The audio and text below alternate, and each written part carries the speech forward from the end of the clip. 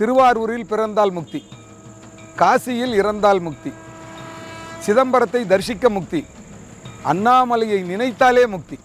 அப்படி ஒரு முக்கியமான ஸ்தலமாக இந்த அண்ணாமலை ஸ்தலம் சொல்லப்படுது.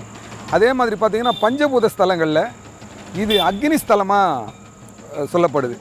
பொதுவாக பார்த்திங்கன்னா சிதம்பரம் ஆகாயம், திருவானைக்காவல் நீர், காளகஸ்தி காற்று, காஞ்சிபுரம் மண், திருவண்ணாமலை நெருப்பு. ரெண்டாவது, இந்த ஊரினுடைய ஒரு சிறப்பு பார்த்திங்கன்னா வந்தாரை வாழ வைக்கும் அண்ணாமலைன்னு ஒரு பழமொழி இருக்குது. பெரும்பாலான இங்கே இருக்கக்கூடிய பெரிய பெரிய விஐபிஸ் லெஜெண்ட்ஸ் எல்லாம் பார்த்திங்கன்னா எல்லாமே வெளியிலிருந்து குடியேறினவங்க தான். அதுக்கு ஒரு காரணம் சொல்கிறாங்க. குகை நமச்சிவாயர், குரு நமச்சிவாயர்னு 2 சித்தர்கள் இங்கே இருந்தாங்க. அப்போது மேலே தவம் பண்ணிகிட்டு இருக்கும்போது கீழே இருந்து ஒரு குழந்தை ஆடு ஓட்டி